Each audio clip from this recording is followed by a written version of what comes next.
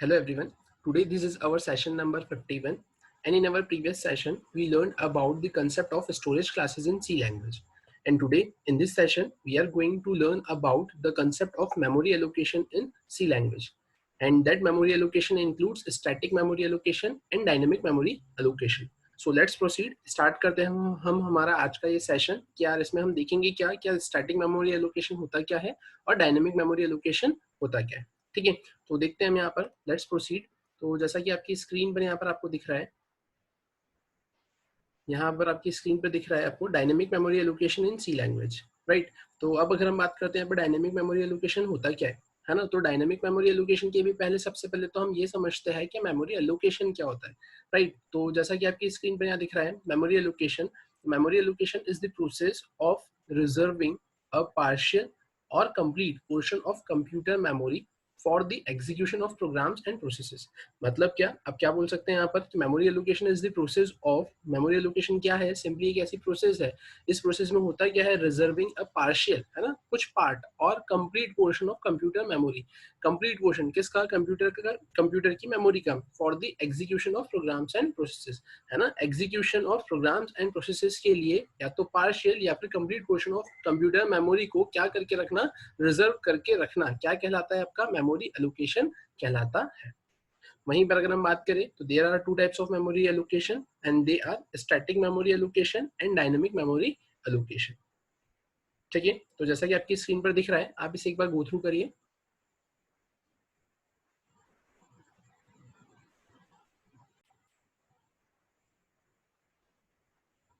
ठीक है, अब अगर हम बात करते हैं, यहाँ पे डिस्कस करते हैं, there are two types of memory allocation, दो टाइप की मेमोरी एलोकेशन होते हैं। सबसे पहला जैसा कि आपने देखा है यहाँ पर स्टैटिक मेमोरी एलोकेशन और डायनेमिक मेमोरी एलोकेशन। तो अब यहाँ पर हम वन बाय वन देखते हैं कि पहले स्टैटिक मेमोरी एलोकेशन होता क्या है और उसके बाद में फिर हम जाते हैं यहाँ पर डायनेमिक मेमोरी एलोकेशन के ऊपर, जो कि हमारा मेन टॉपिक है आज के सेशन का। ठीक है, तो जैसा कि आपकी स्क्रीन पर दिख रहा है SMA and DMA। SMA simply stands for static memory allocation and DMA simply stands for dynamic memory allocation. अब जैसा कि आपकी स्क्रीन पर दिख रहा है, सबसे पहला point, in static memory allocation memory is allocated while writing the C program, है ना। स्टैटिक मेमोरी एलोकेशन के केस में आप क्या बोलोगे, क्या मेमोरी यहाँ पर कब एलोकेट होती है, while writing the C program. ठीक है, in static memory allocation user requested memory will be allocated at compile time. ठीक है ना, यहाँ पर अब आप क्या बोलोगे, क्या यहाँ पर स्टैटिक मेमोरी एलोकेशन में यूजर जो रिक्वेस्ट करता है मेमोरी, है ना, user requested memory will be allocated at compile time. अब ये एलोकेटेड एट कंपाइल टाइम और फर्स्ट पॉइंट में लिखा था is allocated while writing the C program, इसका मतलब क्या, तो सिंपल सी बात है, आप यहाँ पर एक प्रोग्राम बनाना स्टार्ट कर रहे हो, आपने यहाँ पर क्या एक्सपेक्ट किया है कि यार आपको यहाँ पर इंटीजर वेरिएबल गेट करना है ना, यूजर से इंटीजर वैल्यू गेट करना है। तो आपने वहां पर क्या लिखा है, तो आपने सोचा कि यार इंटीजर, इंटीजर मतलब मेरा डेटा इस स्पेसिफिक रेंज में आएगा, है ना, और ये स्पेसिफिक रेंज इतनी बाइट्स की रहेगी। तो मैंने क्या कर दिया यहाँ पर, मैंने यहाँ पर इंटीजर ले लिया 2 बाइट्स कंसिडर करके। तो मैंने माइंड में क्या ऐसा सोचा, क्या मैंने ऐसा सोचा है कि यहाँ पर मुझे ज्यादा लंबी रेंज का डेटा नहीं चाहिए, है ना, मुझे मेरी जो स्पेसिफिक रेंज है वो 2 बाइट्स की है, और 2 बाइट्स के अंदर इतने आप बोल सकते हैं कि यहाँ -3276 से 32767 तक की रेंज का डेटा आ सकता है। तो मैं यहाँ पर चलो ठीक है इंटीजर ले लेता हूँ। तो मैंने यहाँ पर इंटीजर से मैंने यहाँ पर इंटीजर डेटा टाइप का एक वेरिएबल डिक्लेयर कर दिया। ठीक है, तो अब मैं जब प्रोग्राम लिख रहा हूँ तो यहाँ पर मैंने मेमोरी का मैनेजमेंट करके यहाँ पर मेंशन कर दिया कि मुझे फ्लोट चाहिए, इंटीजर चाहिए, कैरेक्टर चाहिए। तो मेरे माइंड में रहेगा कि यहाँ पे चलो ठीक है 2 बाइट्स हो गए, यहाँ पे 4 बाइट्स हो गए, यहाँ पर 1 बाइट हो गया। ठीक है, फिर वहीं पर अगर हम बात करते हैं सेकंड पॉइंट की, इन static memory allocation user requested memory will be allocated at compile time. यार आपके माइंड में जो था, है ना, जो कि आपने एलोकेट किया था प्रोग्राम लिखते लिखते कि यार इतनी बाइट्स चाहिए, इतनी बाइट्स चाहिए, इतनी बाइट्स चाहिए, है ना, तो वो सारी मेमोरी एलोकेट हो जाएगी अब कहाँ पर, आपके कंपाइल टाइम पर।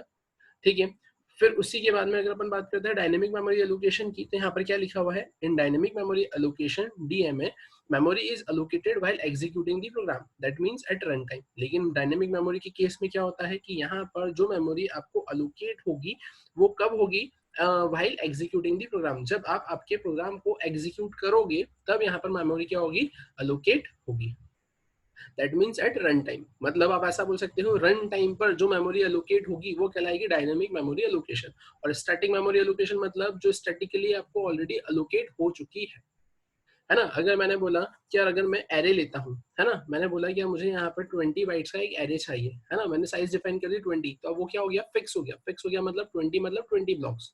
अब अगर मुझे यहाँ पे 30 चाहिए तो भी नहीं, और अगर मैंने बोला मुझे 10 चाहिए तो भी नहीं। बाकी जो ब्लॉक्स होंगे वो क्या हो जाएँगे यहाँ पर अननेसेसरीली मैंने क्या करके रख लिया है, रिज़र्व करके रख लिया है। क्या 20 ब्लॉक्स में से मैंने सिर्फ 10 पर ही वैल्यूज़ फीड करी है, बाकी 10 पर नहीं करी है। तो वो 10 ब्लॉक्स क्या हो जाएँगे वहाँ पर रिज़र्व है, लेकिन अननेसेसरीली वहाँ पर क्या हो गए?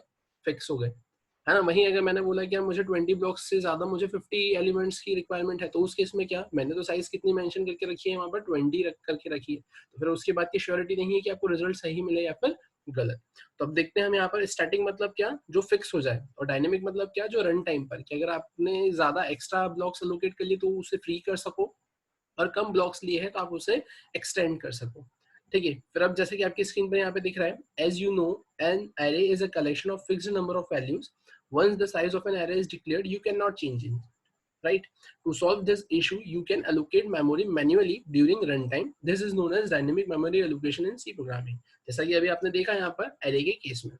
ठीक है? फिर to allocate memory dynamically, library functions are malloc, calloc, realloc and free are used. These functions are defined in the stdlib.h header file.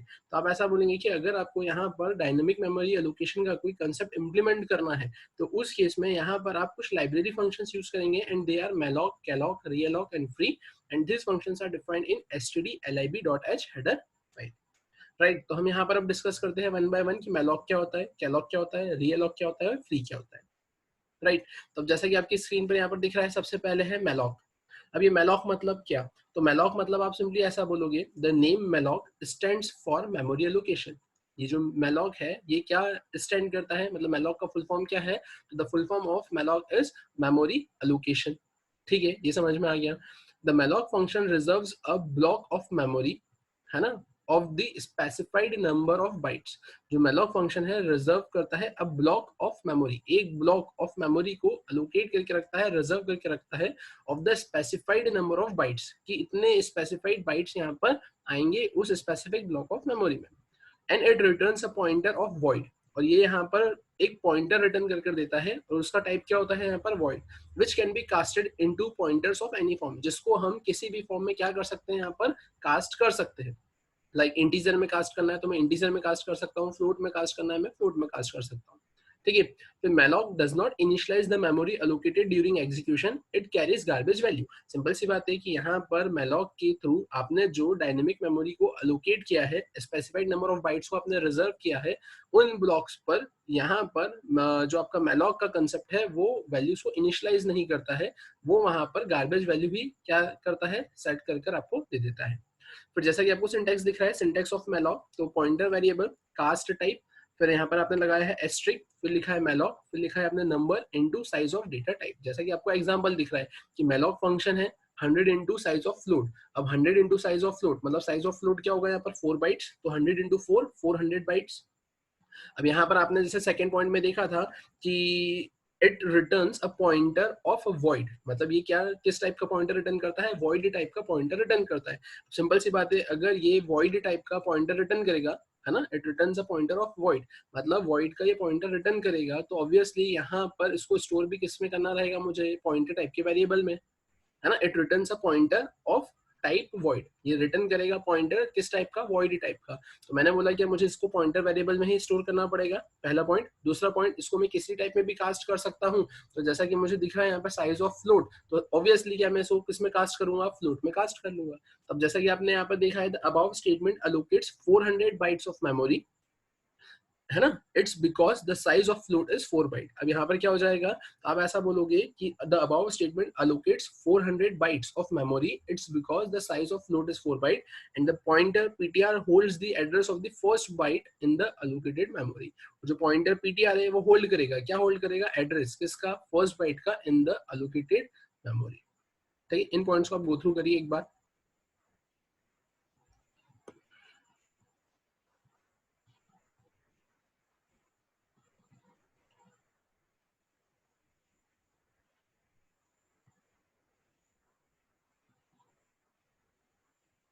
ठीक है, तो अगर मैं यहाँ पे इसे अपने व्हाइट बोर्ड पर आपको थोड़ा सा एक्सप्लेन करूँ अगर, कि यार यहाँ पर हम क्या बोलना चाह रहे हैं, तो यहाँ पर आप सिंपली ऐसा बोलोगे कि यार आपने अभी जो लिखा है वहाँ पर, क्या कि ptr इक्वल्स टू, आपने वहाँ पे लिखा है फ्लोट, फिर आपने लगा दिया है एस्ट्रिक, ठीक है।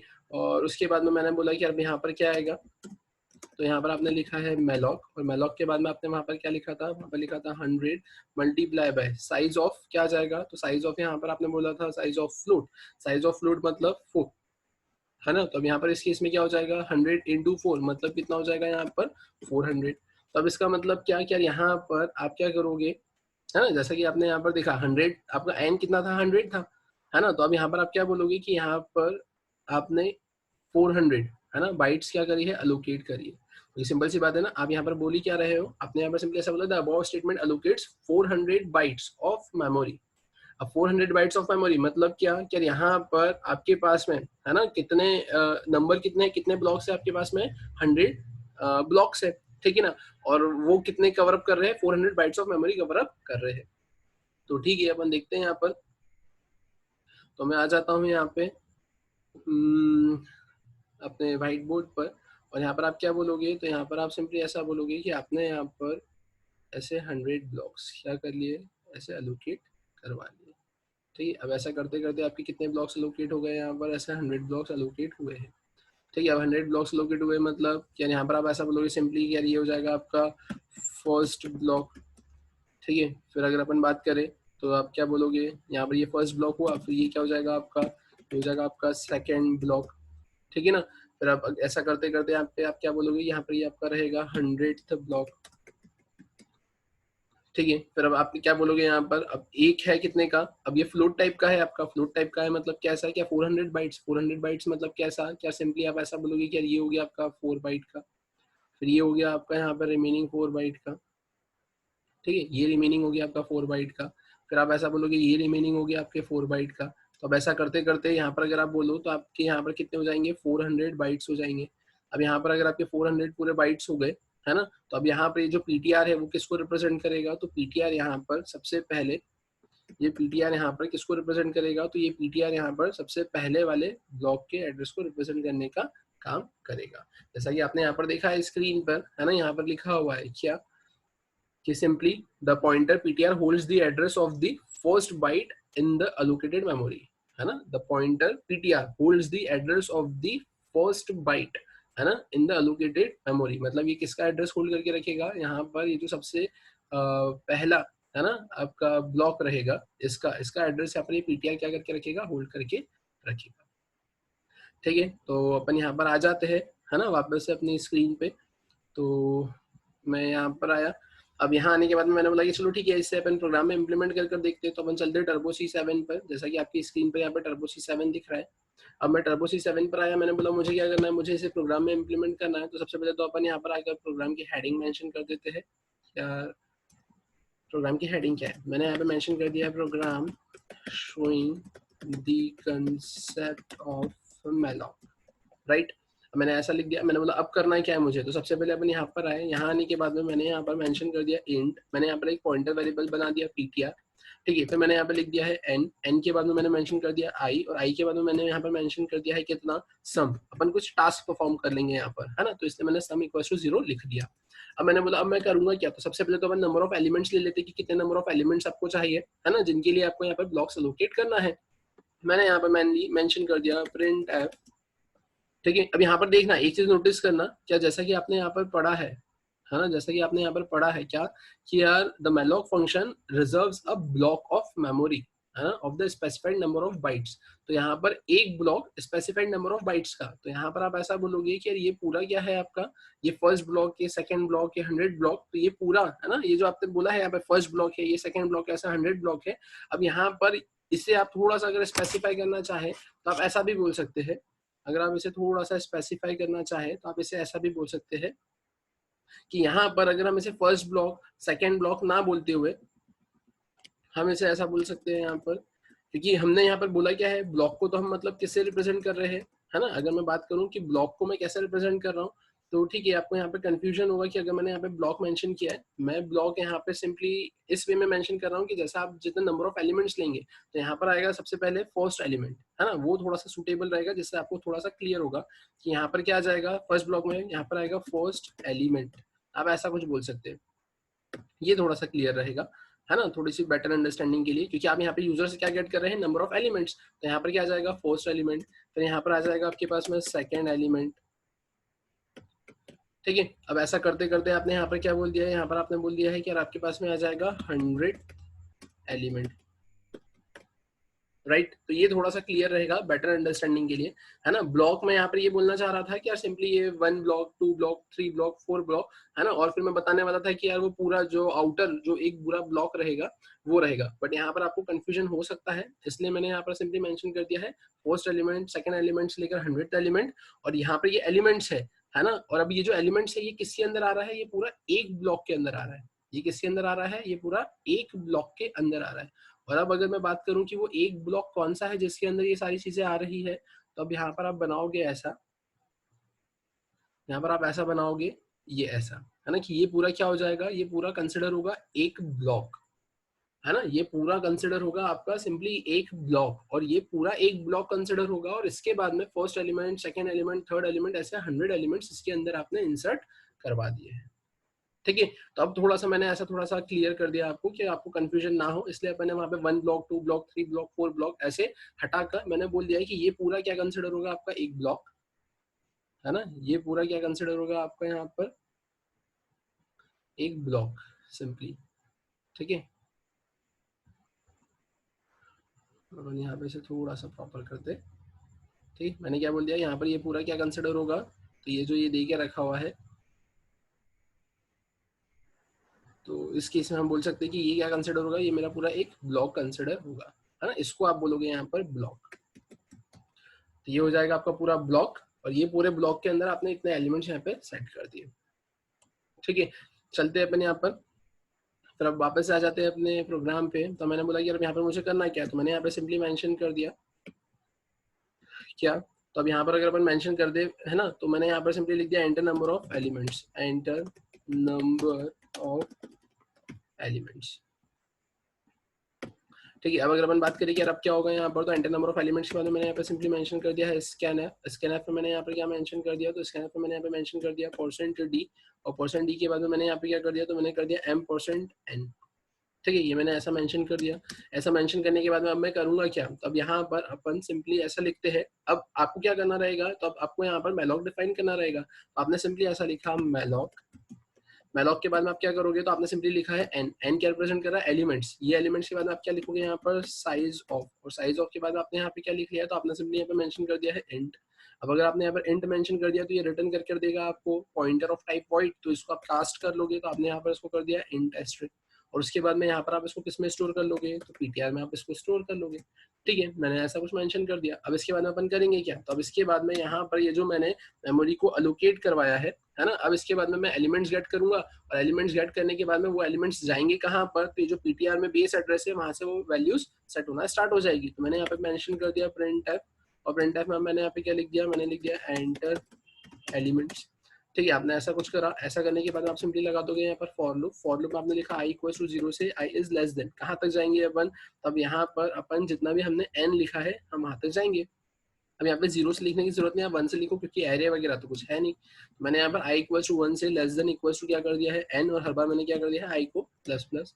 अपन यहाँ पर आए, यहाँ आने के बाद में मैंने बोला कि अब मुझे करना क्या है, तो मुझे यहाँ पर यूजर से वैल्यू गेट करना है। अब यूजर से वैल्यू गेट करना है, तो मैं अब यहाँ पर लिख तो देता हूँ %d, लेकिन अब यहाँ पर क्या लिखोगे आप, कोई वेरिएबल तो आपने डिफाइन करा नहीं है यहाँ पर। तो फिर अब तब जैसा कि आपने ये पीटीआर लिया है, तो ये पीटीआर क्या है, इस पर आपका एड्रेस है, और जैसे जैसे आप आगे बढ़ते जाओगे लूप लगाओगे, तो पीटीआर, है ना, तो पीटीआर के बाद आपने क्या कर दिया +i। जैसा कि आपने देखा था, है ना, कि यार हमने जब पॉइंटर टू एन एरे पढ़ा था, तो वहां पर हम लिखते थे एस्ट्रिक पीटीआर +i या पीटीआर +i, जो कि इंटरनली क्या रिप्रेजेंट करता है कि यहाँ पर इनटू हो रहा है किसका, साइज ऑफ। और साइज ऑफ में क्या जाएगा यहाँ पर, तो साइज ऑफ यहाँ पर जो भी डेटा टाइप होगा आपका, है ना, क्या आपका डेटा टाइप क्या है, डेटा टाइप मतलब कि इंटीजर है ना, ये आपका पॉइंटर टाइप। ठीक है ना, कि पॉइंटर आपका इंटीजर टाइप का है, डबल टाइप का, जिस टाइप का है। इंटीजर टाइप का तो यहाँ इंट आ जाता है, लेकिन ये तो इंटरनली वर्क करता है, तो यहाँ सिंपली आप ऐसा लिख दोगे। तो ये आपके पास में एड्रेस आ गया है जिस पर आपको यूजर से वैल्यू गेट करना है। अब इसके बाद में मैंने एक चीज बोली है क्या, ये जो मैंने सम लिया है, तो अपन करेंगे क्या, जो भी वैल्यूज मेरे पास आती जाएगी, है ना, मैं उनका सम करवाते जाऊंगा। और अगर आपको यहाँ पर n नंबर का सम करवाना है, तो आपको लॉजिक पता है, sum equal to sum plus जो भी आपका नंबर है। तो मैंने सिंपली यहाँ पे मेंशन कर दिया sum equals to sum plus, और उसके बाद में आप क्या कर दोगे, तो आपके पास में यहाँ पर कौन से नंबर्स आ रहे हैं, तो आपके पास में यहाँ पर आ रहा है ptr प्लस आई, ये जो एड्रेस है इसके ऊपर यहाँ पर आपके पास में नंबर्स आ रहे हैं, मतलब डेटा आ रहे हैं, मतलब आपके एलिमेंट्स आ रहे हैं, तो आपने लगा दिया एस्ट्रिक, मतलब वैल्यू एट दैट एड्रेस। ठीक है, अब ऐसा होते जाएगा और उसके बाद में फाइनली आप यहाँ पर आएंगे और यहाँ आने के बाद में आप क्या प्रिंट करवा देंगे, तो आपने यहाँ पर लिख दिया प्रिंट एफ, और प्रिंट एफ में आपने यहाँ पर आकर प्रिंट करवा दिया स्लैश एन और simply you print here sum percent D, है ना, और यहाँ पर आकर आपने कॉमा सेपरेट करके लिख दिया सम। और उसके बाद में हम क्या करेंगे यहाँ पर, चलो ठीक है, ये तो मैंने ऐसा कर लिया, मैंने इसे सेव भी कर दिया। ठीक है, अब सेव करने के बाद में अपन इसे कंपाइल करके रन कर देखते हैं। जैसे ही मैंने इसे कंपाइल किया, ठीक है, तो ये सक्सेसफुली कंपाइल हुआ, मैंने यहाँ पर मेंशन किया है 5। ठीक है, अब यहाँ पे देखेंगे आप, यहाँ पर क्या आ गया है आपके पास में एंटर एलिमेंट्स, और उसके बाद में ये सारी चीजें ऐसी आ गई है। ठीक है, अब ये तो गड़बड़ है, तो अब इसका सॉल्यूशन क्या है, तो चलते अपन वापस अपने प्रोग्राम पे, अपन यहाँ पर आए। अब यहाँ आने के बाद में अपन करेंगे क्या, ठीक है, तो अब जैसा कि आपको यहाँ पर दिख रहा है कि हमको करना क्या है यहाँ पर, तो हमने प्रोग्राम ऊपर से गो थ्रू करा कि ठीक है, ये तो मैंने सही लिखा है, ये भी सही लिखा है। यहाँ पर देखो, यहाँ पर आपने क्या करा है, यूजर से वैल्यू गेट करना था और आपने लिख दिया है प्रिंटर, तो गड़बड़ है। अब आपको यहाँ पे लिखना पड़ेगा स्कैन ऐप, आपने इसे सेव किया, सेव करके आप फिर से क्या करेंगे, इसे कंपाइल करके हम फिर से रन करते हैं। मैंने बोला मुझे 5 एलिमेंट्स गेट करना है, तो ठीक है, मैंने यहाँ पे लिखा 5 एंटर एलिमेंट्स, मैंने कुछ इस टाइप से कर दिया। ठीक, तो मुझे कितना मिल जाएगा यहाँ पे सम 344। तो अब इस केस में क्या हुआ, एरे के केस में आप क्या करते थे, एरे के केस में आप पहले ही ब्लॉक्स डिफाइन कर देते थे।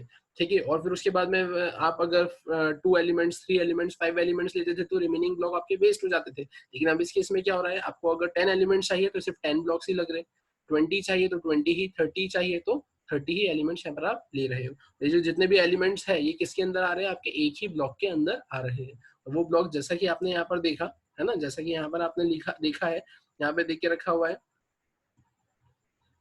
यहाँ पे देखिए रखा हुआ है the malloc function reserves a block of memory, है ना, एक ब्लॉक ऑफ मेमोरी को रिजर्व करता है of specified number of bytes, है ना, कितने इतने स्पेसिफाइड नंबर ऑफ बाइट्स को ये रिप्रेजेंट करने का काम करता है। तो जैसा कि आपने यहाँ पर नोटिस किया, क्या मैंने यहाँ पे पहले यहाँ पर first block, second block, third block, 100 block लिखा था, बट उस केस में आपको कंफ्यूजन हो जाता क्योंकि मैं वहाँ पर सिंपली आपके एलिमेंट्स को ही रिप्रेजेंट करने की बात कर रहा था, तो इसलिए मैंने वहां से फिर ब्लॉक हटा दिया और मैंने वहां पर लिख दिया फर्स्ट एलिमेंट, सेकंड एलिमेंट से लेकर 100 एलिमेंट।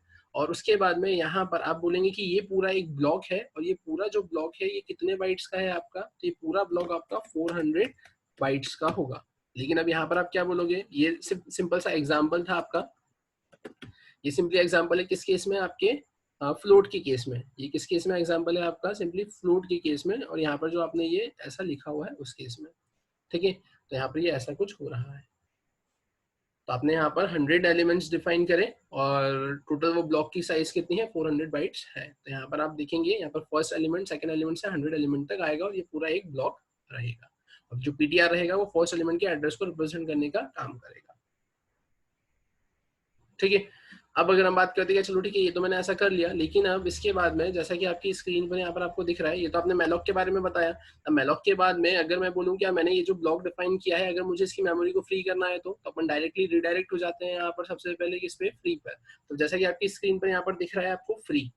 अब ये फ्री क्या लिखा हुआ है, dynamically allocated memory created with either calloc, malloc और realloc does not get freed on their own, you must explicitly use free to release the space। यहाँ पे क्या देखे रखा हुआ है, dynamically allocated memory cannot created with either calloc, malloc और realloc does not get freed on their own। वो खुद से फ्री नहीं होती है।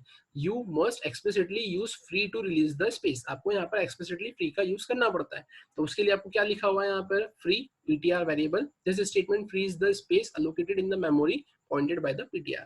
अब यहाँ पर ये स्टेटमेंट क्या कर देगा, फ्री कर देगा क्या, स्पेस, कैसे स्पेस, जो कि एलोकेटेड होगी यहाँ पर in the memory pointed by the PTR. PTR जो मेमोरी को अलोकेट करेगा उसे फ्री करने का ये काम करेगा। तो ठीक है, चलते हैं हम हमारे यहाँ पे प्रोग्राम में। तब यहाँ पर अगर मुझे मेमोरी को फ्री करना है तो मेमोरी को फ्री करने के लिए मैं यहाँ पर क्या मेंशन कर दूंगा, तो मैंने सिंपली यहाँ पर आकर मेंशन कर दिया फ्री, और फ्री में मैंने यहाँ पर मेंशन कर दिया पीटीआर। ठीक है, तो यहाँ पर आपने ऐसा कुछ लिख दिया। अब ऐसा लिखने के बाद में मैंने इसे सेव किया। प्रोग्राम को अगर आप चलाते हो तो प्रोग्राम का टर्मिनेशन मतलब प्रोग्राम का एग्जीक्यूशन पूरा वैसा ही होगा, है ना, वो इंटरनली मेमोरी को क्या कर देगा, फ्री कर देगा। आपने यहाँ पे लिखा 3, वो 3 एलिमेंट्स को गेट करके आपको यहाँ पे सम प्रिंट कर दे देगा। ठीक है। अब अगर हम बात करते हैं कि फिर अब इसके बाद में क्या आता है, तो इसके बाद में फिर अगर हम बात करें ये malloc के बाद में, तो malloc के बाद में आता है आपके पास में the next concept is of calloc। अब अगर हम बात करते हैं कि ये कैलॉग मतलब क्या होता है, तो जैसा कि आपके यहाँ पर स्क्रीन पर दिख रहा है, the name Kellogg stands for contiguous allocation, है ना, कंटीजियस एलोकेशन को रिप्रेजेंट करता है ये, है ना। कैलॉग कैलॉग मतलब contiguous allocation. The malloc function allocates memory and leaves the memory uninitialized, whereas the kellogg function allocates memory and initializes all bits to zero। और यहाँ पर ये क्या कर देगा, सबको जीरो से इनिशियलाइज कर देगा।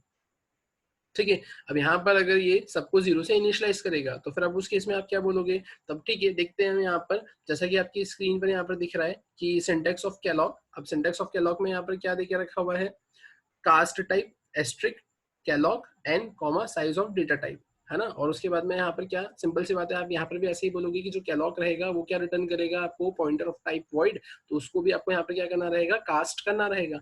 और आप अगर यहाँ पर इसे कास्ट करते हो, तब उस केस में यहाँ पर जिस भी टाइप का, है ना, जिस भी टाइप में आपको कास्ट करना है, वो यहाँ पर टाइप का कास्ट टाइप आप यहाँ पर मेंशन कर देंगे।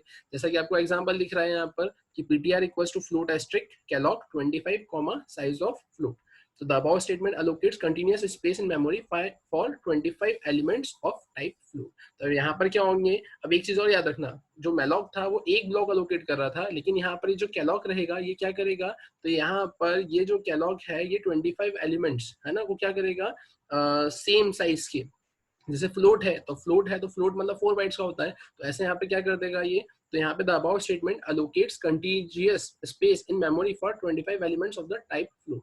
यहाँ पर क्या कर देगा, ये सेम साइज के 25 एलिमेंट्स के लिए मेमोरी को क्या कर देगा, अलोकेट कर देगा। ठीक है। तो देखते हैं अपन यहाँ पर, तो अब अगर हम बात करते हैं कैलॉग की, तो कैलॉग के केस में क्या होता है, तो कैलॉग के केस में आप यहाँ पर आकर देखेंगे, अब जैसे ये किसके केस में हो रहा था, ये मैलॉक के केस में हो रहा था। अगर मैं कैलॉग की बात करता हूँ यहाँ पर, तो कैलॉग के केस में अपन यहाँ पर सिंपली ऐसा बोल देंगे कि यहाँ पर आपके पास में एक आ जाएगा 4 बाइट्स, फिर यहाँ पर एक ब्लॉक आ जाएगा आपका 4 बाइट का, फिर यहाँ पर एक ब्लॉक आ जाएगा आपका 4 बाइट्स का। ठीक है। यहाँ पर फिर क्या आ जाएगा, एक ब्लॉक आ जाएगा आपका 4 बाइट्स का। ऐसा करते करते यहाँ पर आपके 25 ब्लॉक्स आ जाएंगे 4 बाइट्स के। ठीक है। और यहाँ पर ये किसको रिप्रेजेंट करेंगे, हर एक एलिमेंट को रिप्रेजेंट करने का यहाँ पर ये काम करेगा। क्या मैंने बोल दिया, ये हो जाएगा मेरा फर्स्ट एलिमेंट। ठीक है। फिर मैंने बोल दिया ये मेरा हो जाएगा सेकंड एलिमेंट। ठीक है ना।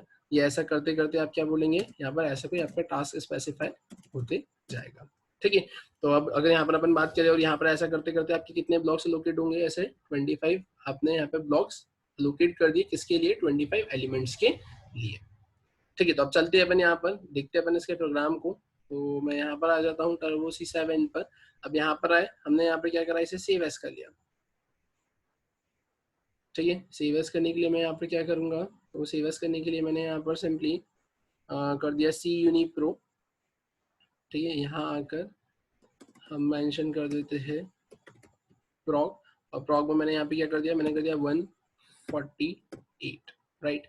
मैंने एंटर किया। अब यहाँ पर मैंने लिखा program showing the concept of malloc के प्लेस पे मैं क्या कर दूंगा, यहाँ पर सिंपली कैलॉग। ठीक है। अब कैलॉग लिख दिया मैंने। अब कैलॉग लिखने के बाद में अब मैं करूंगा क्या, तब कैलॉग लिखने के बाद में मैंने यहाँ पर सिंपली पूरा प्रोग्राम एज इट इज रहने दिया, है ना, और मैंने बस सिंपली यहाँ पे मैलॉक के प्लेस पे कर दिया कैलॉग, और इसके बाद में मैंने यहाँ पे क्या कर दिया है, मैंने यहाँ पे लगा दिया है कॉमा। ठीक है। मैंने यहाँ पे क्या लगा दिया है, कॉमा। अब मैंने इसे यहाँ पर सेव किया। सेव करने के बाद में मैंने क्या बोला कि यहाँ पर कैलॉग का सिंटैक्स आपने क्या देखा था, तो कैलॉग के सिंटैक्स की अगर अपन बात करें, तो कैलॉग के सिंटैक्स में आ रहा था यहाँ पे Kellogg n comma size of data type. अब n comma size of data type यहाँ पर अगर आ रहा था, तो अब इस केस में मैंने भी यहाँ पर क्या करा है, मैंने भी सिंपली यहाँ पर सेम सिंटैक्स लिखा रहने दिया, है ना। और यहाँ पर मैंने क्या कर दिया, मैलॉग के प्लेस पे कैलॉग कर दिया, और यहाँ पे क्या कर दिया, n कॉमा साइज। ठीक है। अब अपन इसे एक बार चलाकर देखते हैं यहाँ पर कि हमें क्या आउटपुट मिलेगा। तो मैंने यहाँ पर इसे क्या करा, कंपाइल किया सबसे पहले। कंपाइल करके मैंने यहाँ पे क्या किया, इसे रन किया। अब जैसे ही मैं कंपाइल करके रन करूंगा, तो मैंने लिखा एंटर नंबर ऑफ एलिमेंट्स, मैंने लिखा यहाँ पर 4। मैंने यहाँ पे मेंशन कर दिया 1 2 3 4। ठीक है। अब जैसे कि आपको दिख रहा है यहाँ पर आपको सम कितना मिल गया है, 10। अब आपने यहाँ पर क्या बोला था, क्या आपने यहाँ पर सिंपली ऐसा बोला था कि ये जितने भी एलिमेंट्स है ना, जितने भी एलिमेंट्स यहाँ पर ये क्या करेगा, तो जितने भी एलिमेंट्स यहाँ पर ये एलोकेट करेगा, है ना, तो वहां पर बाय डिफॉल्ट उसमें क्या सेट कर देगा, ये 0 सेट कर देगा। अब बाय डिफॉल्ट यहाँ पर ये 0 सेट कर देगा, तो अब इस केस में हम क्या बोल सकते हैं यहाँ पर, तो ठीक है, मैंने एक काम करा, मैंने यहाँ पर इसे कमेंट कर दिया, और कमेंट करने के बाद में मैंने क्या करा, इसे यहाँ पर सेव किया, सेव करके मैंने इसे यहाँ पे रन किया। तो जैसा कि आपकी स्क्रीन पर दिख रहा है, आपने भले ही यहाँ पर लिखा है 5, है ना, 5 टाइम्स ये लूप चलेगा, लेकिन यूजर से वैल्यू गेट नहीं करेगा, तो बाय डिफॉल्ट वहां पर क्या सेट हो जाएगा, 0। तो सम मुझे क्या मिलना चाहिए, 0। जैसा कि आपकी स्क्रीन पर दिख रहा है, यहाँ पर एलिमेंट्स एक भी नहीं आएंगे और सम कितना आ गया आपके पास में यहाँ पर, 0। ठीक है, तो अब अगर हम बात करें यहाँ पर, क्या मुझे एक चीज इससे ये क्लियर हो गई है कि यहाँ पर ये जितने भी एलिमेंट्स आप यूजर से गेट करने की बात कर रहे हो, है ना, तो उतने एलिमेंट्स पर, यहाँ पर उतने एलिमेंट्स के लिए जो ब्लॉक अलोकेट करेगा, उन पर यहाँ पर क्या सेट कर देगा वो, डिफॉल्ट इनिशियल वैल्यू 0। ठीक है, तो चलते हैं अपन फिर। ठीक है, तो हम यहाँ पर आ गए हैं। तो जैसा कि आपने यहाँ पे देखा कैलॉग के बारे में। अब एक और चीज यहाँ पर हमने पहले लिखा हुआ था कि R function allocates memory and initialize all bits to 0, but मैंने उसे थोड़ा सा प्रॉपर कर दिया है। यहाँ पर मैंने यहाँ पे क्या कर दिया है, initializes all memory allocation to 0, है ना, whereas the calloc function allocates memory and initialize all memory allocation to 0। जो भी मेमोरी अलोकेशन यहाँ पर होगा, है ना, तो उसको किससे सेट कर देगा, यहाँ पर ये 0 से सेट कर देगा। अब जैसा कि यहाँ पर स्क्रीन पर दिख रहा है ना, तो एक बार आप इसे रीड आउट करो।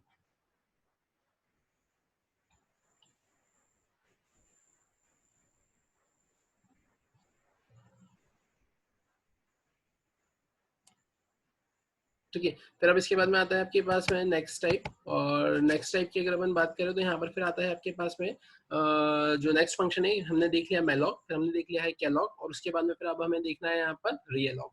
ठीक है, तो अगर हम बात करते हैं रियलॉग की, तो चलते हैं हमारे यहाँ पर रियलॉग पर। तो जैसा कि आपकी स्क्रीन पर यहाँ पर दिख रहा है, एक और चीज इसमें यहाँ पर आपने बोला था कि यार ये सारे लाइब्रेरी फंक्शंस के लिए आपको किसकी रिक्वायरमेंट है, तो इन सारे लाइब्रेरी फंक्शंस के लिए आपको यहाँ पर stdlib की भी रिक्वायरमेंट है। लेकिन टर्बो C7 आपको ये फंक्शनलिटी प्रोवाइड कर रहा है कि अगर आपने आपके प्रोग्राम को सेव करके रखा है डॉट सी एक्सटेंशन से, है ना, या फिर आप ऐसा बोल सकते हैं कि यार सिंपल सी बात है कि टर्बो C++ है या टर्बो C7 है जो सपोर्ट करता है आपका C भी और C++ भी, तो इस केस में अगर आपकी फाइल का एक्सटेंशन डॉट सी है, तो उस केस में अगर यहाँ पर आप एक्सप्लिसिटली stdlib नहीं भी लगाते हैं तो भी ये कंसिडर कर लेगा। बट इन केस अगर डॉट सी एक्सटेंशन नहीं होता है, तो मे बी वहां पर आपको ये रेस्ट्रिक्ट कर दे और आपको मैंडेटरीली बोले कि यहाँ पर आपको stdlib.h हेडर फाइल इंप्लीमेंट करना है। ठीक है, अब अगर हम बात करते हैं आपकी स्क्रीन पर, जैसा कि दिख रहा है आपको रियलॉग, तो यहाँ पे क्या देके रखा है, if the dynamically memory allocated is insufficient और more than required, you can change the size of previously allocated memory using the realloc function. आप यहाँ पे क्या कर सकते हो, रियलॉग फंक्शन का यूज करके जो ऑलरेडी अलोकेटेड मेमोरी है, अगर वो कम पड़ जाती है तो उसे आप चेंज कर सकते हो, या फिर अगर आपने एक्स्ट्रा में मेमोरी अगर अलोकेट कर दी है, उसे कम करना है, तो आप किससे कर सकते हो, रीअलॉग से कर सकते हो। जैसा कि आपकी स्क्रीन पे यहाँ पर सिंटेक्स दिख रहा है कि pointer variable equals to realloc pointer name comma number into size of data type. ठीक है, और फिर if enough space does not exist in memory of the current block to extend, मतलब जो आपने ऑलरेडी एग्जिस्ट, मतलब एग्जिस्टिंग जो memory है जिसे आपको चेंज करना है, अगर वहां पर इनफ मेमोरी नहीं होती है, तो new block is allocated for the full size of reallocation, then copies the existing data to new block and then frees the old block। तो यहाँ पर क्या होगा, तो यहाँ पर आप ऐसा बोलेंगे कि अगर वहां पे जहां पर ऑलरेडी एलोकेटेड मेमोरी है वो सफिशिएंट नहीं होती है, तो न्यू एलोकेशन आपका होगा, सारा डेटा वहां पर कॉपी हो जाएगा और ओल्ड ब्लॉक्स यहाँ पर क्या हो जाएंगे, आपके फ्री हो जाएंगे। तो ठीक है, जैसा कि आपकी स्क्रीन पे यहाँ पर दिख रहा है, अपन चलते हैं यहाँ पर अपने प्रोग्राम पर, है ना, और अपन बनाकर देखते हैं कि यार कैसे क्या रियलॉग का कंसेप्ट हम यहाँ पर अपने प्रोग्रामिंग में इम्प्लीमेंट करेंगे। तो ठीक है, मैं आ जाता हूँ टर्बो C7 पर। यहाँ पर मैं इसे सेव एज कर लेता हूँ फाइल, मैंने करा यहाँ पर सेव एज। सेव एज में आने के बाद में मैंने यहाँ पर कर दिया है C uni pro, and here I am going to mention my program name that is prog, और मैंने यहाँ पे मेंशन कर दिया 149, राइट। अब अगर हम बात करते हैं यार अब होगा क्या यहाँ पर, तो अब यहाँ पर आने के बाद में मैंने बोला program showing the concept of calloc के प्लेस में मैंने यहाँ पे क्या लिख दिया है, रियलॉग। ठीक है, अब अगर हम बात करते हैं यहाँ पे मैंने लिख तो दिया है रियलॉग, अब करना क्या रहेगा यहाँ पर, अब ये मेलॉग कैलॉग रियलॉग तीनों में ही आपके पास में ये फ्री का कंसेप्ट तो इंक्लूड हो ही गया है। अब यहाँ पर हम थोड़ा सा टास्क अपना चेंज करते हैं, यहाँ पर मैंने सिंपली मेंशन कर दिया, मैंने यहाँ से ये हटा दिया। अब मैंने बोला एंटर नंबर ऑफ एलिमेंट्स। ठीक है, अब एंटर नंबर ऑफ एलिमेंट्स के प्लेस पे मैंने सिंपली लिख दिया एंटर नंबर ऑफ ब्लॉक्स। तो मैंने यहाँ पे लिख दिया एंटर नंबर ऑफ ब्लॉक्स। अब आपने यहाँ पे ब्लॉक्स एंटर कर लिए, ब्लॉक्स एंटर करने के बाद में अब आप यहाँ पर करोगे क्या, तब यहाँ पर अगर हम बात करें तो सबसे पहले मैंने यही लिखा रहने दिया ptr equals to int asterisk calloc N comma size of int, और यहाँ पर मैंने क्या मेंशन कर दिया, यहाँ पर मैंने लिख दिया है एड्रेसेस ऑफ ब्लॉक, है ना, हम प्रिंट करवाएंगे। हमने यहाँ पे क्या लिख दिया, एड्रेसेस ऑफ ब्लॉक्स। ठीक है, आपने यहाँ पर ऐसा कुछ मेंशन कर दिया। अब अगर हम बात करते हैं एड्रेसेस ऑफ ब्लॉक की, तो अब यहाँ पर जैसा कि आपकी स्क्रीन पर दिख रहा है, तो यहाँ पर आकर ये सम वाला कंसेप्ट मैंने हटा दिया और अब मैं यहाँ पे क्या कर दूंगा, तो मैं यहाँ पर आकर इसे प्रिंट करवाऊंगा। प्रिंट करवाने में मुझे क्या प्रिंट करवाना है, मुझे एड्रेस प्रिंट करवाना है। एड्रेस प्रिंट करवाना है तो प्रिंट करवाने के लिए मुझे यहाँ पे क्या करना रहेगा, मैंने यहाँ पे लिख दिया प्रिंट है। ठीक है, तो अब अगर अपन बात करें यहाँ पर ऐसा कुछ मैंने करा, अब इसके बाद में मैं क्या करूंगा, तो यहाँ पर आने के बाद में मैंने बोला कि अब अपन एक काम करते हैं, ये तो प्रिंट करवा देंगे, फिर उसके बाद में यहाँ पर आकर प्रिंट एफ में मैं सिंपली ऐसा मेंशन कर दूंगा, एंटर न्यू साइज। मैंने यहाँ पे क्या लिख दिया, एंटर न्यू साइज। ठीक है, आपने ऐसा कुछ मेंशन किया, आप यहाँ पर आ गए। यहाँ आने के बाद में अब आप करोगे क्या, तो आपने लिखा asterisk PTR comma N comma I comma, यहाँ पर आपने लिख दिया साइज। ठीक है, मैंने यहाँ पे साइज लिख दिया। साइज लिखने के बाद में मैं यहाँ पर आऊंगा, मैंने लिखा स्कैन एफ। स्कैन एफ मैंने यहाँ पे मेंशन कर दिया percent D comma M percent, यहाँ पर मैंने मेंशन कर दिया साइज। ठीक है, अब मैंने बोला अब मैं यहाँ पर क्या करूंगा, तो अब यहाँ पर आप सिंपली ऐसा बोलेंगे, है ना, अब आप यहाँ पर सिंपली ऐसा कुछ बोलेंगे क्या, कि यहाँ पर अब जैसा कि आपने यहाँ पे addresses of the block print करवाया था, सेम अपन यहाँ पर इसे कॉपी करते हैं। ठीक है, कॉपी करने के बाद में अब हम क्या करेंगे यहाँ पर, तो मैंने इसे यहाँ पर कॉपी किया, कॉपी करके मैंने यहाँ पर इसे पेस्ट किया। मैंने यहाँ लिख दिया न्यूली एलोकेटेड एड्रेसेस, है ना, मैंने यहाँ लिख दिया newly allocated addresses of block. ठीक है, यहाँ पर आपने ऐसा कुछ मेंशन कर दिया, लेकिन इसके भी पहले आपको एक काम करना पड़ेगा। क्या, आपको यहाँ लिखना पड़ेगा ptr इक्वल्स टू, क्या लिखोगे, री एलॉक। और री एलॉक के बाद में आप क्या लिखोगे यहाँ पर, तो री एलॉक के बाद में आप सिंपली यहाँ पर लिखोगे आपका ptr, और ptr के बाद में आप क्या लिखोगे यहाँ पर, तो आप यहाँ पे मेंशन करोगे साइज मल्टीप्लाई बाय, और यहाँ पर आपने क्या मेंशन कर दिया है, यहाँ पर आपने मेंशन कर दिया है साइज ऑफ, और यहाँ पर आपने मेंशन कर दिया है इंट। ठीक है, आपने यहाँ पर ऐसा कुछ मेंशन कर दिया है। ठीक है, अब अगर अपन बात करते हैं यार यहाँ पर ये जो आप मेंशन कर रहे हो, ये किसका साइज मेंशन कर रहे हो। ठीक है, तो आप सिंपली यहाँ पर ऐसा बोलोगे, जैसा कि अभी आपने इसके पहले वाले प्रोग्राम में देखा था, है ना, कि अपन करते क्या है, अपन यहाँ पे जितने भी नंबर ऑफ ब्लॉक्स, जैसा कि आपने यहाँ पर देखा था, है ना, एक बार अपन चलते हैं वापस से यहाँ पर अगर अपन बात करते हैं कि यार जैसे कि आपको यहाँ पर दिख रहा है ना, कि यहाँ पर आपके पास में जो कैलॉग हो गया, है ना, अब ये कैलॉग के बाद में आप ऐसा बोले कि मैलॉग में आपने देखा था यहाँ पर सबसे पहले सिंटेक्स में क्या, size of data type. Size of data type मतलब क्या, कि यहाँ पर आपने लिख दिया size of float. Size of float मतलब कि यहाँ पर, है ना, अगर आप आपका पॉइंटर वेरिएबल फ्लोट टाइप का बनाना चाहते हो, तो आप यहाँ पे क्या दे दोगे, साइज ऑफ फ्लोट दे दोगे। अब इन द सेम वे अगर हम बात करते हैं कि अब यहाँ पर किसकी साइज आएगी, तो अब अगर अपन यहाँ पर बात करते हैं सिंपली अपने टाइप की, है ना, अगर अपन यहाँ पर सिंपली बात करते हैं कि यहाँ पर अब मैंने जो ब्लॉक्स दिए हैं कि, ठीक है, कि इसमें आप यहाँ पर डेटा किस टाइप का रख रहे हो, तो सिंपल सी बात है, मैंने बोला कि यार वो जो मैं ब्लॉक्स चेंज करने की यहाँ पर कोशिश कर रहा हूँ, जैसा कि मैं ब्लॉक्स यहाँ पे चेंज करने की कोशिश कर रहा हूँ, क्या मैंने बोला कि मुझे अब यहाँ पर फॉर एग्जांपल मैंने न्यू साइज कर दी है 5 की जगह 20। अब 5 की जगह मैंने 20 कर दिया, तो वो जो 20 ब्लॉक्स आएंगे, तो वहां पर आपके पास में किस टाइप की वैल्यू आएगी, इंटीजर टाइप की वैल्यू आएगी, है ना। तो आपने यहाँ पे क्या कर दिया, सिंपली लिख दिया आपने इंट। और अब इसके बाद में अगर अपन बात करें कि अब होगा क्या, तो ठीक है, ये आपका इस टाइप से टास्क परफॉर्म हुआ है। अब इसके बाद में आप क्या कर देंगे, यहाँ पर इसे फिर से प्रिंट करवा देंगे। तो ठीक है, अपन चलते हैं यहाँ पर, इसे मैंने सेव किया, सेव करके अपन यहाँ पर इसे रन करते हैं। जैसा कि आपकी स्क्रीन पर यहाँ पर दिख रहा है, आपने लिखा है 5। अब यहाँ पर आपके पास में आ गया एड्रेसेस ऑफ ब्लॉक 1 2 3 4 5। अब अगर मैंने यहाँ पे न्यू साइज एंटर करी, मैंने यहाँ पे लिखा है 3। अब जैसा कि आपको दिख रहा है यहाँ पर newly allocated address of blocks. ठीक है, तब यहाँ पर क्या हो गया, तब यहाँ पर सिंपली आपके पास में कहाँ तक जा रहा है, ये 5 तक जा रहा है। ठीक है, ये तो गड़बड़ हो गई, हमने लूप में कुछ मिस्टेक करी है। अब मैं वापस से अपने कोड पर आता हूँ, और यहाँ आकर मैंने बोला, ठीक है, कि यहाँ पर हमने साइज तो चेंज करी नहीं, है ना, क्योंकि यहाँ पर आपने क्या करा है, enter new size. Enter new size मतलब आपने नई साइज गेट कर ली है, और नई साइज अगर आपने यहाँ पर गेट कर ली है, तो यहाँ पर आपको लिखना रहेगा क्या, साइज। ठीक है, या फिर आप एक काम ऐसा भी कर सकते हैं कि ये जो आप एन गेट कर रहे हैं, है ना, वही एन को आप यहाँ पर यूज कर सकते थे, बट ठीक है, हमने यहाँ पर नई साइज ली है, तो हमने यहाँ पर साइज कर दिया। मैंने यहाँ पर इसे सेव किया, सेव करने के बाद में मैंने इस प्रोग्राम को रन किया। अब जैसे ही मैंने यहाँ पर इसे रन किया, तो अब इस केस में हो क्या रहा है, ध्यान से देखेंगे अपन। मैंने यहाँ पर लिखा सिंपली 5, तो ये 5 ब्लॉक्स आ गए। मैंने लिखा यहाँ पे 3, ये मेरे पास में 3 ब्लॉक्स आ गए। बट अब मैं ऐसा अगर करता हूँ यहाँ पर, क्या मैंने यहाँ पर इसे रन किया, रन करने के बाद में मैंने यहाँ पे लिखा 3, और मैंने यहाँ पे लिख दिया है 15। ठीक है, तो अब देखते हैं अपन यहाँ पर, तो यहाँ पर आप क्या बोलेंगे कि यहाँ पे देखो 3 के केस में क्या हुआ था, 1948 से 485052 ऐसा कुछ मिला, लेकिन यहाँ पे 15 ब्लॉक्स। तो हमने क्या बोला था कि अगर वहां पर जहाँ पे प्रीवियसली अलोकेट हुआ है वहां पर स्पेस नहीं होगी तो ये क्या हो जाएगा, अलग से यहाँ पर अलोकेट हो जाएगा नई प्लेस पर। तो देखो यहाँ पे नई प्लेस पर 15 ब्लॉक्स ऐसे आपकी स्क्रीन पर अलोकेट हो चुके हैं। ठीक है, तो यहाँ पर आपने कुछ इस टाइप से अपने टास्क को क्या करा है, यहाँ पर परफॉर्म किया है। ठीक है, तो जैसा कि अगर हम बात करें कि हमने इसकी इस सेशन में क्या देखा है, तो इस सेशन में हमने कंसेप्ट देखा है अपना डायनेमिक मेमोरी एलोकेशन का। और डायनेमिक मेमोरी एलोकेशन में हमने देखा है कैलॉग क्या होता है, मेलॉग क्या होता है, रीअलॉग क्या होता है और फ्री क्या होता है। ठीक है, अब अगर हम बात करते हैं कि फिर इसके बाद में आपके पास में क्या आता है, तो इसके बाद में अगर हम बात करते हैं तो आपके पास में जो नेक्स्ट टॉपिक आता है ना, इसके बाद में जो आपका नेक्स्ट टॉपिक आता है वो है आपका फाइल हैंडलिंग का, जो कि हम कवर अप करेंगे हमारे नेक्स्ट सेशन में। Thank you.